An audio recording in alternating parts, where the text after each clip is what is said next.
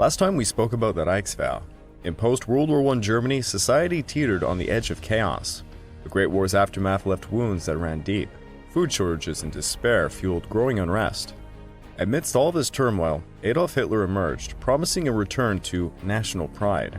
On November the 8th of 1923, he attempted a coup known as the Beer Hall Putsch, seizing control of a Munich beer hall, but his ambitions quickly unraveled. His attempt to rally support fell flat, leading to violent clashes with the police. In the chaos, Hitler was injured and later arrested. During his trial, rather than a pariah, he became a voice for disillusioned Germans, transforming the NSDAP into a political force. The failed putsch exposed the weakness of the Weimar Republic, setting the stage for future conflicts. As democracy floundered, the Reichswehr adapted, hinting at a military resurgence that would soon follow, a foreshadowing and dark era ahead for Germany and for the world. This episode is Prelude number 4, Wehrmacht.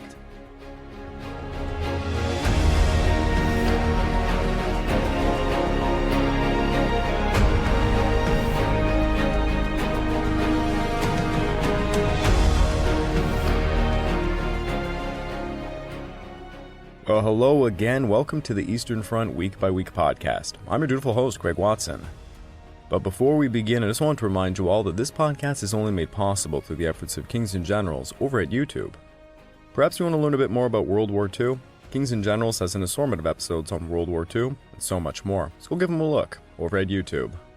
So please subscribe to Kings and Generals over at YouTube and continue to help us produce this content by checking out www.patreon.com/kingsandgenerals.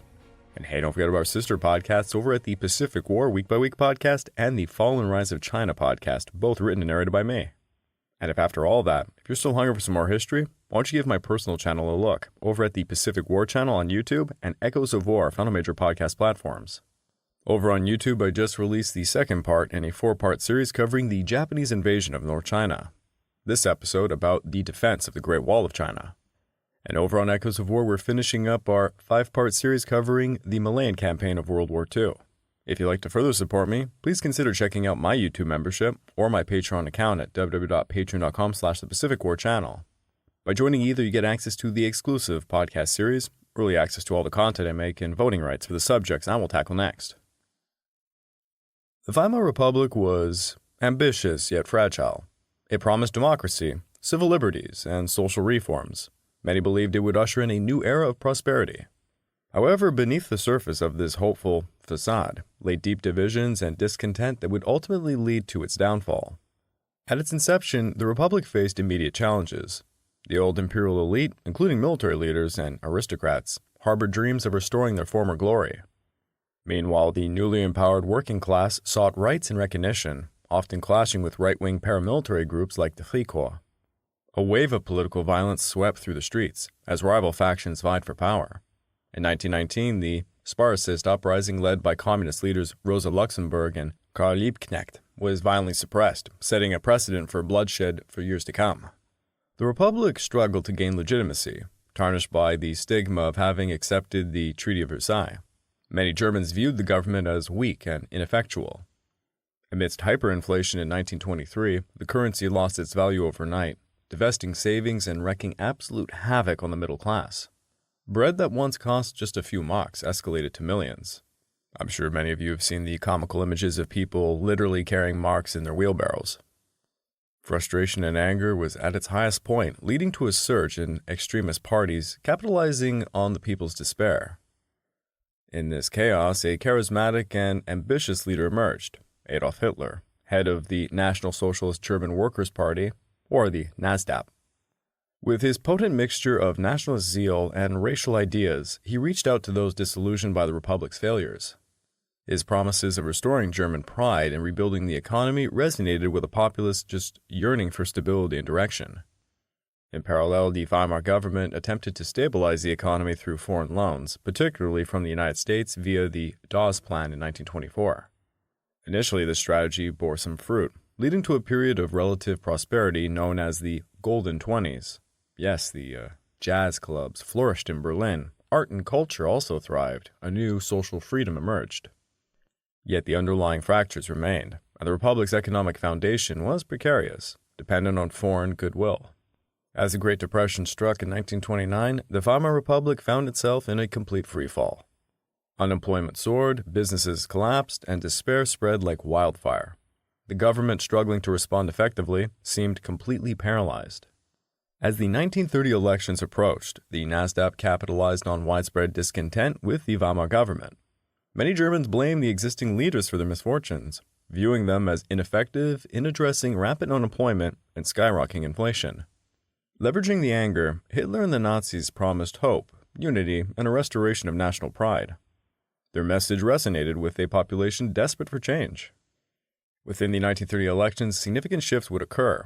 The NSDAP's campaign was a masterclass in propaganda, utilizing rallies, posters, and speeches that struck chords with the fears and aspirations of the people. They portrayed themselves as a party of action, implying that only they could revive Germany and put an end to the struggles of everyday life. Their slogan, "Work and Bread," echoed throughout the streets, attracting those who had lost faith in traditional political parties. While the Weimar coalition governments faltered, struggling to present a unified front and implement some effective solutions, the Nazis emerged as a strong alternative. The party's numbers surged in the Reichstag, capturing 18.3% of the vote and becoming the second largest party. This result marked the beginning of their climb to power, fueling their determination and validating their radical message. From 1930 to 1932, economic conditions worsened, allowing the Nazis to expand their support base. Each election cycle, they grew bolder and more confident. Hitler responded by having his SA thugs ramp up the street violence across the country, while he started a campaign for the 1932 presidential election. This two-pronged effort netted him a second place overall with 36% of the popular vote, and 53% of the vote going to Paul von Hindenburg, the field marshal of World War I. The campaign strategy remained aggressive, highlighting Hitler as the only leader capable of restoring order and dignity to Germany. They effectively utilized media outlets to spread their ideology and presented a unified front against their political rivals. Fear-mongering was also a prominent tactic. The Nazis painted communists as a significant threat, instilling fear amongst the middle and upper classes, galvanizing their support. They promised to combat Reds with force and appealed to those who feared for their property and livelihoods. This narrative successfully marginalized opposition parties, leading many Germans to view the Nazis as the only protectors of the nation against the chaos. The political landscape was continually shifting. Backroom deals and intrigues unfolded. In January of 1933, through a series of political maneuvers and miscalculations by conservative leaders, Hitler was appointed Chancellor of Germany. Now, this was not the culmination of a clear electoral victory alone, but rather the result of a calculated gamble made by some elites who underestimated his ambitions. As Hitler assumed power, the NSDAP's grip tightened. They swiftly began dismantling the Republic's democratic structures, using fear and violence to silence any dissent. The elections of 1930 to 1933 were vivid chapters in a story of how a country, racked by hardship, found refuge in a radical party that led not just to electoral success, but also a pivotal moment in history, transforming the landscape of Germany that would forever change. On the night of February the 27th of 1933, a flicker of flames erupted in the heart of Berlin, engulfing the Reichstag building in smoking chaos. As the fire raged, panic spread throughout the city, and soon the entire nation was watching, captivated and horrified. The blaze quickly became a pivotal moment in German history, a fire that would ignite the flames of totalitarianism. Hitler seized upon the chaos. They claimed that the fire was part of a communist conspiracy to overthrow the government, pointing fingers at political opponents. Little side note here, I don't want to go too deep down this rabbit hole. Ironically, as many of you would suspect that this was some kind of false flag operation done by the Nazis, it actually wasn't. Given all available evidence, it really was just one guy who did happen to be a communist, and he was kind of crazy, and he tried to burn down the Reichstag, and no one really knows why. Regardless, in the words of a rather infamous person, never waste a good crisis. Within the aftermath of all of this fear, the government moved swiftly. They wanted to use this fear as a weapon. The next day, Hitler urged President Paul von Hindenburg to issue the Reichstag fire decree, effectively suspending civil liberties, allowing for the arrest of thousands of communist leaders and activists. More or less, it was basically martial law. As the Nazis dismantled the democratic framework of the Weimar Republic, the propaganda machine churned, portraying the fire as a desperate act of sabotage that warranted drastic change. Citizens gripped by fear of a communist uprising rallied behind Hitler, inadvertently empowering the very regime that would lead to their oppression. A campaign of terror ensued against political opponents, particularly communists and socialists. The Enabling Act of March of 1933 granted Hitler the power to legislate without parliamentary approval, effectively dismantling all the democratic framework of the Weimar Republic. By August of the following year, Hitler had firmly seized control of the entire nation. He blamed all other political parties, purged his own party and opposition factions, and secured unwavering support from the military and the leaders of industry. Hindenburg passed away on August 2nd of 1934. The aging field marshal and the president of the Republic was the final barrier to Hitler's absolute dictatorship. On the day of Hindenburg's death, Hitler required every soldier and civil servant to take an oath of personal loyalty to him. The evening prior, the law concerning the head of state and German Reich was enacted through a cabinet decree, merging the roles of president and chancellery, now both consolidated under Hitler's authority. With this, there was no remaining legal hurdles to his totalitarian rule over the country. From the outset, Hitler aimed to transform Germany into a powerful nation. He intended to accomplish this through military rearmament, sidelining post-war treaties and enforcing the principles of Nazism with civilian life. While earlier administrations had already initiated rearmament, Nazi ideology framed the military as an instrument of aggression essential for restoring national strength. To achieve this goal, the military needed to be developed into an offensive force. Hitler began this undertaking almost immediately, garnering support from industrial military leaders. Although rearmament efforts were intensified, they were initially shrouded in secrecy. However, attempts to hide these activities were ineffective, quickly turning them into an open secret. It became widely known that Germany was rebuilding its army in violation of the Treaty of Versailles. Now I just want to take a tiny little sidestep here. As many of you know, I am the Pacific War guy, and need to mention something. Hitler had come to the conclusion that the League of Nations and the Western powers were basically lame ducks, and for a variety of reasons. The economic depression had hit them all very hard, thus they were stuck dealing with internal issues. And then there were events going on in the East. In 1931, the Empire of Japan performed a false flag operation known as the Mukden Incident. This was a precursor to Japan's invasion of Manchuria. This invasion marked a pivotal moment in international relations, illustrating how militaristic nationalism could triumph over the hesitations of diplomatic negotiations, a lesson that would deeply resonate with Hitler and even Mussolini. I just wanted to mention this small point because I think many people view the rise of Hitler or another figure like Mussolini in just the vacuum of what's going on in their country, but they were heavily influenced by other things going on. Now, in the heart of Munich, Hitler was formulating his vision of a resurgent Germany, one that would reclaim its place on the world stage. He was both envious and inspired by Japan's audacity. The Japanese military's swift conquest of Manchuria demonstrated a practical application of military tactics and nationalist fervor that Hitler believed was essential for his own plans to expand German territory.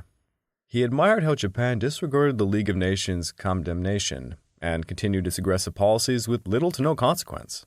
This bold defiance reinforced the notion in Hitler's mind that international norms could be disregarded if a nation had the will and the strength to act. As Hitler began to consolidate power, he studied the pattern of Japanese expansion throughout the 1930s. Following Manchuria, Japan's further aggression in North China and Inner Mongolia, as well as the establishment of the puppet state of Manchukuo, provided a blueprint for territorial expansion that Hitler yearned to replicate in Europe. The brutal efficiency of the Japanese military and the subsequent industrialization of Manchuria served as a stark reminder of what could be achieved through decisive action. Hitler recognized that, for Germany to regain its former glory, it must adopt similar strategies of aggression and expansion. During this period, Hitler drew parallels between Japan's military campaigns and his own aspirations for the Lebensraum, or living space. This would occur in Eastern Europe. Japan had invaded Manchuria for three main reasons. The first was to seize its rich natural resources in the form of coal, iron, and fertile land. The second was because Manchuria would become an outlet for Japan's booming population. Japan immediately began a mass immigration plan, sending farmers to settle Manchuria and businessmen to exploit and form industries there. Lastly, Manchuria was taken specifically to form a buffer state against Japan's enemy, the USSR. Hitler had near identical visions for Germany, to expand its borders, to seize resources, fertile land, and living space for its people, as well as to create a buffer state against her enemies. Just as Japan sought to dominate Asia, Hitler sought to assert Germany's dominance over its neighbors. During this period, the guarantor nations lacked the resolve to intervene, a trend that would continue throughout the decade. In 1935, Hitler proclaimed the establishment of the Luftwaffe, with famous Hermann Göring at its helm. This marked a significant breach of the Treaty of Versailles, which he followed with a speech that rejected the treaty entirely. Germany was now openly defying the post-war international order, with a significant buildup of tanks and aircraft alongside naval construction that had commenced before the Nazis had even assumed power. The subsequent step involved establishing a new unified military command, marking the creation of the new Wehrmacht. The general staff was reorganized and reestablished as the Oberkommando der Heer, or OKH. The Navy received a new designation along with the appropriate command structure. It was renamed the Kriegsmarine and would operate under the Oberkommando der Marine, or OKM. The Oberkommando der Luftwaffe, or OKL, was designated as the central planning and command authority for the new Air Force. In 1938, these command structures were placed under the oversight of a comprehensive military command team known as the Oberkommando der Wehrmacht, or OKW. Most senior military officials welcomed this new arrangement, though some had reservations. Many quickly acknowledged the potential for abuse and rivalries within an army-dominated framework. Several officers in the OKH believed that their established role as the planners of national warfare and military operations was at risk of being sidelined by the OKW. Now, something I think we need to cover a bit is the formation of the infamous SS. In the early days of the Nazi Party, the Sturmabteilung, or SA, or known as the Brown Shirts or the Stormtroopers, emerged as a powerful paramilitary group embodying the fiery spirit of Adolf Hitler's movement. Formed in the 1920s, the SA played a crucial role in the party's rise, providing protection at rallies, intimidating political opponents, and engaging in violent street fights. The SA quickly grew in numbers, attracting disaffected veterans and young men eager for a sense of purpose in the wake of Germany's defeat in World War I and the turmoil of the Weimar Republic. Under the leadership of Ernst Röhm, the SA became a formidable force boasting millions of members by the early 1930s. Röhm envisioned the SA as an army that could help consolidate power for the Nazis and bring about what he kept calling for, a real revolution. Basically, Röhm sought to simply overthrow the German government and form a military dictatorship. However, this open ambition caused friction with the traditional military leaders and conservative elites who viewed the SA's radicalism with disdain. Hitler initially was very supportive of Röhm. He was kind of his second-hand man, allowing the SA to operate with considerable autonomy, but as the party gained power, he grew increasingly wary of its unchecked influence. The real problem was Hitler was winning elections, legitimately, so he really didn't need this rabble-rouser to keep talking about overthrowing the government. And then there was the other issue, which I think a lot of you will find surprising.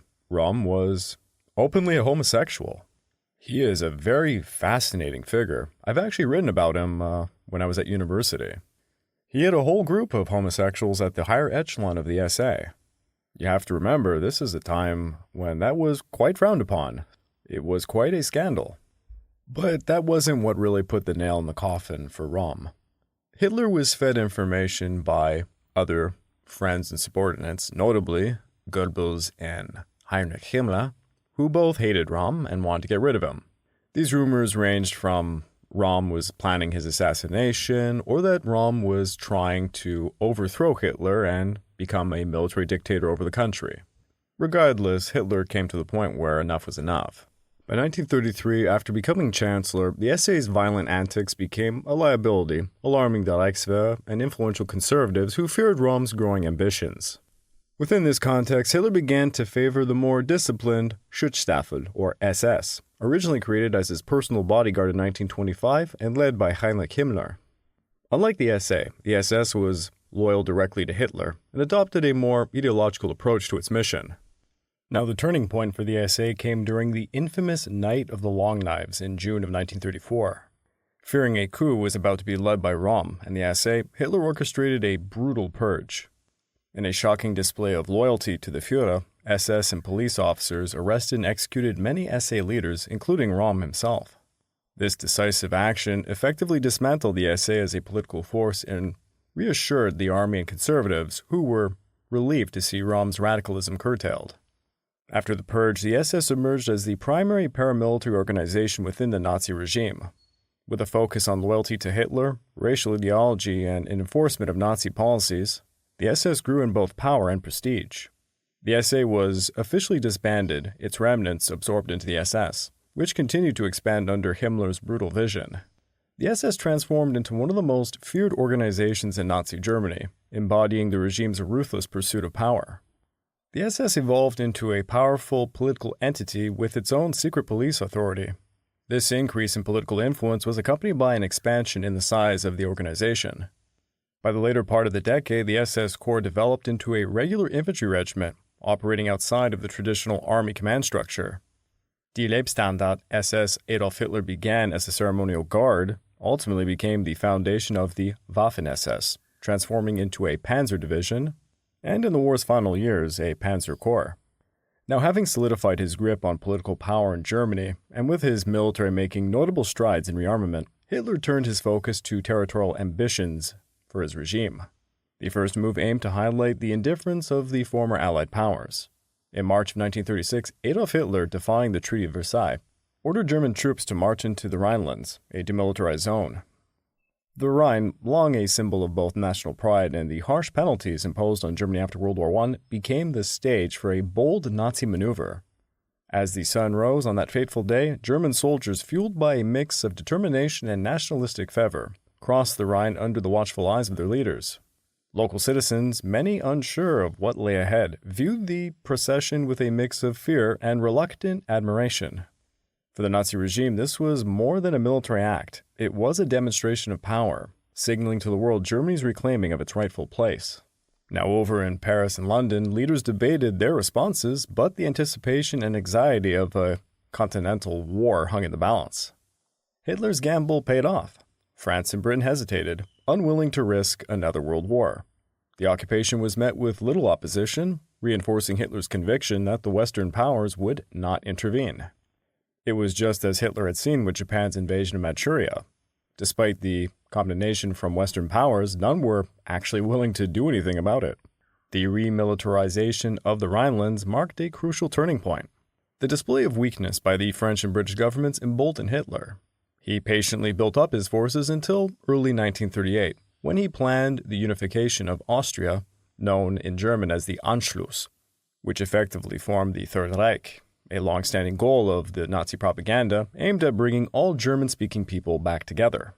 The German High Command was instructed to prepare plans to advance the army into Austria and secure vital locations. Simultaneously, Hitler orchestrated a political takeover of the entire country. In March of that year, under pressure from Hitler, the Austrian government called for a referendum regarding unification with Germany. Aware that the referendum could not favor Germany if conducted fairly, Hitler sent troops across the border, claiming it was for peacekeeping. The Austrian army offered no resistance, partly due to prior infiltration by Nazi supporters. The Austrian government was left without any hope for support from the United Kingdom or France. Although Mussolini had previously opposed the Anschluss, he was also disheartened by the Western Allies' lack of resolve, and he felt isolated by his imperial campaigns in Ethiopia, which had led the League of Nations to sanction Italy. This vulnerability made him susceptible to Hitler's promises and threats, ultimately resulting in a quasi-client state relationship between Italy and Germany. This connection was reinforced by the Berlin-Rome Axis Treaty in 1936, shaping the alliance that would enter into World War II as aggressors. With Mussolini disarmed and the Western Allies refusing to defend Austria's independence, the decision fell to the Austrian voters. After weeks of intimidation from soldiers and Nazi thugs, the referendum was manipulated to ensure it would succeed. On April 10th, the voting took place, and the results showed an overwhelming 99.7% in favor of unification. Austria was now officially integrated into Germany. Then there was the Republic of Czechoslovakia, who had emerged from the remnants of the Austro-Hungarian Empire following World War I, inspired by American President Wilson's advocacy for self-determination. This new nation was ethnically diverse, with individuals identifying as German, Czech, Slovak, Hungarian, Ruthenian, amongst other kinds of citizenry. However, this beautiful mosaic also bred complexity. Amongst its borders lay the Sudetenland, a region predominantly inhabited by ethnic Germans, and it was here that tensions would rise, foreshadowing a tempest that would engulf the entire continent. With a fanatical belief in the superiority of the Aryan race, Hitler sought to unite all ethnic Germans under the Nazi flag. This ambition made the Sudetenland the focal point of his plans, as the region's significant German population offered a convenient pretext for intervention. In 1937, Hitler began to make ominous declarations about the plight of the ethnic Germans living in Czechoslovakia. His propaganda machine churned out stirring tales of injustice, painting a picture of a German populace yearning for reunification with the fatherland. The German-speaking citizens in the Sudetenland, understandably stirred by the growing tensions, found themselves caught in the crosshairs of quite an escalating crisis. As 1938 dawned, Hitler's intentions became increasingly apparent to the other European leaders. Czechoslovakia had forged alliances with France and the USSR for protection against potential aggressors. Yet these alliances did little to assuage the fear stirred by Hitler's rhetoric. The Czechoslovakian government recognized their precarious position. They prepared for a potential conflict, bolstering defenses and seeking to rally support from their allies. However, not all was unified amongst the allies. In France and Britain, a faction known as the Appeasers advocated for negotiation and compromise with Hitler. They believed satisfying his demands would stave off another global war, a belief that tragically underestimated his ambitions.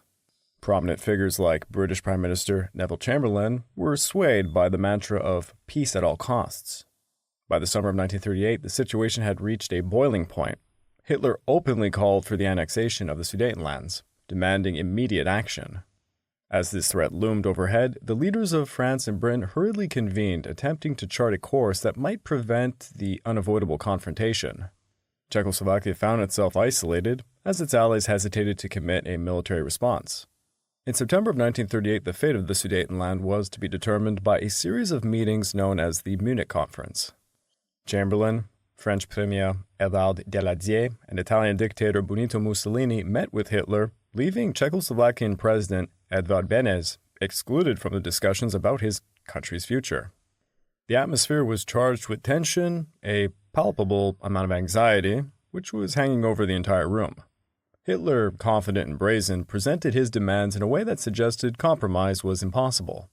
He waved aside the reality of Czechoslovakia's plight, framing the issue as a matter of racial justice and self-determination for the Sudeten Germans. As Hitler put it, they deserved their rights, as he was masking his own imperial ambitions beneath the guise of liberation. Amidst this crisis, confusion reigned amongst the Allies, as internal factions debated between the pursuit of peace at all costs and the need to defend Czechoslovakia against what was widely recognized as a relentless German aggressor. The French army was expected to be the strongest in the entire world at this point. The rest of Europe looked to them for military leadership. However, similar to the previous situations in the Rhineland and Austria, French generals under General Maurice Gamelin and his command, they were hesitating. The French General Staff declined opportunities for staff discussions or significant military collaboration with the Czechoslovakian army, and Gamelin struggled to coordinate even basic operational plans with their continental allies, including the USSR, Poland, and Romania. According to Gamelin's assessment, the military situation was far from favorable. He grossly overestimated the strength of the German military, which resulted in significant shortcomings in war planning. It remains unclear whether it was due to incompetence or deliberate misrepresentation to evade the burdens of war. It was acknowledged that the United Kingdom could only contribute a nominal force of 2 infantry divisions and about 120 aircraft, along with potential for a substantial blockade by the Royal Navy. Meanwhile, France mobilized around 100 quality divisions, while Czechoslovakia had about 35. Meanwhile, the USSR was undergoing the Great Purge, making it challenging to understand their true capabilities and intentions. A year later, when they invaded Poland, the Red Army fielded about 34 infantry and cavalry divisions, alongside 17 tank brigades. Thus, it can be assumed they would have deployed a similar or even larger force to back Czechoslovakia in 1938. The Polish army could summon approximately 30 divisions to confront Germany. In contrast, the German army had only 51 divisions, of which only 2 were fully equipped panzer divisions, primarily consisting of outdated Panzer I and II models. This equated to around 500 tanks. The Czechoslovakian army was outfitted with the superior LT VZ-38 tanks, and the French had several excellent models alongside older designs, including the cutting-edge S-35 medium tank, with about 200 in frontline service during the Sudetenland crisis, plus hundreds of other types. The Red Army had a diverse range of tanks, but none were particularly effective in combat, as the best designs of that time were still in development. Beyond the numerical and technical advantages of the various armies opposing the Wehrmacht, Czechoslovakia's military defenses were relatively robust, featuring a well-trained army and a series of fortifications known as the Czechoslovakian Fortified Border. This system included bunkers, observation posts, and heavy artillery position along the borders. Nevertheless, none of these nations seemed able to fully grasp the extent of their superiority, which contributed to a critical lack of resolve amongst the political leaders involved in negotiating the appeasement of Hitler. The commanders of the Wehrmacht were fully aware of their force's shortcomings. They recognized the strategic futility of engaging in a two-front war while facing an impenetrable blockade likely to be imposed by the Royal Navy. They perceived the Sudetenland crisis as a potential rallying point reminiscent of Belgium in 1914. While Czechoslovakia might struggle to withstand the German army alone, it increasingly seemed that assistance would not be necessary. This situation caused concern amongst army leaders, and although they all supported Hitler's objectives, they believed he was being dangerously impulsive in his desire to swiftly alter Europe's politics. Such recklessness posed a risk of rekindling the old alliance that had defeated Germany just 2 decades earlier. This knowledge prompted several individuals to orchestrate a plan to remove Hitler, known as the Austria conspiracy. The key participants in this group agreed that they would only take action if Hitler actually led the country into a world conflict. It was initiated by a lieutenant colonel and a major. The plot quickly gained the involvement of senior Wehrmacht leadership. General Blauchitsch, the army's commander-in-chief, joined forces with his current and former chiefs of staff, Generals Halder and Beck. General Adam, who commanded the crucial Siegfried Line, also supported the coup attempt. Furthermore, several military district commanders aligned with the conspirators, including Generals List in Dresden, General Kluge in Munster, and General Welsben in Berlin. The plotters also sought the backing of the Berlin police chief, Herdorf, and the head of the Wehrmacht intelligence service, the Abwehr, as well as Admiral Canas. While the British were informed of the conspiracy, it seemed that Chamberlain didn't take their commitment seriously. The French were kept in the dark completely about it. It was one of those big what-ifs of alternate history. On October the 1st, Hitler's forces crossed the border into the Sudetenland. This move came after the Czechoslovakians capitulated just hours earlier, having discovered that the British and French would no longer uphold their agreement to go to war with Germany if Hitler invaded Czechoslovakian territory. Meanwhile, the USSR was still interested in defending Czechoslovakia, but could not offer significant assistance due to the Polish and Romanian restrictions on access to their territories. And this is how such a young republic succumbed to Hitler's ambitions.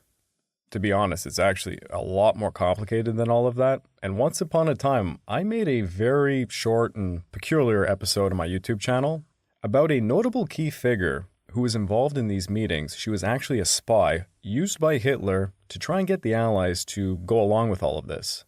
It's a crazy story because she was a Jewish princess that Hitler was very fond of. And yeah, you heard that right. There's an entire book on the subject. I forget the name of the author of it, but it was very fascinating, quite a good read. I might be mistaken, but I think the title of the book was Hitler's Princess Jewish Spy. But I digress. The Austria conspirators abandoned their plans as soon as it became evident that the World War was unlikely. Hitler successfully bluffed the entire world into permitting him to just take the Sudetenland, which set the stage for him to dismantle the weakened state within mere months. And although he assured Chamberlain that the Sudetenland would be his final territorial demand in Europe, he had further intentions. Now, I do want to say a little bit about the Munich Conference itself. As the situation was escalating, British Prime Minister Neville Chamberlain grew increasingly concerned about the potential for a world war. Chamberlain believed that a policy of appeasement, making concessions to dictatorial powers, might avert the conflict. His French counterpart, French Prime Minister Édouard Daladier, faced his own pressure to maintain peace while satisfying Czechoslovakia's security concerns. In a dramatic turn of events, Chamberlain, Daladier, and Hitler convened a series of meetings to address the crisis. The climax of these discussions unfolded on September the 29th of 1938, when the Munich Agreement was signed by representatives of Germany, Britain, France, and Italy. The agreement entailed that Czechoslovakia would cede the Sudetenland to Germany, and in return, Hitler promised that Germany would make no further territorial demands in Europe. As Chamberlain returned to Britain, he famously proclaimed that the agreement would bring peace in our time. He waved the document in the air, believing it would secure stability in Europe. I think all of you have seen the famous video of this event. The scene was one of relief for many in Britain and France, who were exhausted from the memories of World War I, and they were desperate to avoid another conflict. However, the reality was far different. The Munich Agreement was met with outrage in Czechoslovakia, which had been effectively betrayed by the very powers that should have protected them. The agreement's terms were imposed without any representation from Czechoslovakian leaders, and the loss of the Sudetenland devastated the nation's defenses and morale. In autumn of 1938, the Sudetenland was swiftly occupied by German troops. On October the 1st, Hitler's armies had crossed the border in direct violation of the sovereign rights of the Czechoslovakian state. The Czechoslovakian forces, demoralized and unsupported by their allies, were powerless against the German advance.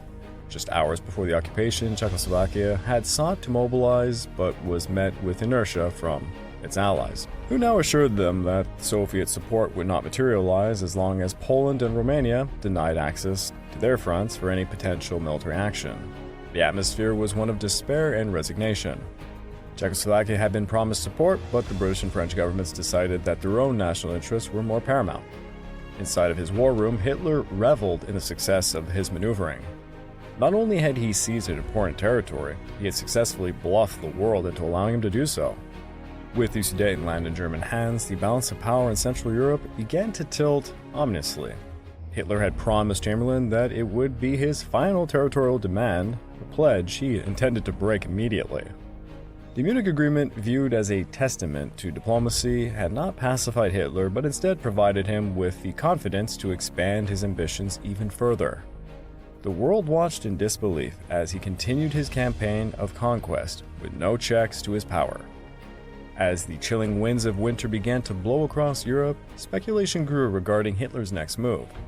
The Munich Agreement had ignited a fire, and with each passing day, Hitler grew bolder.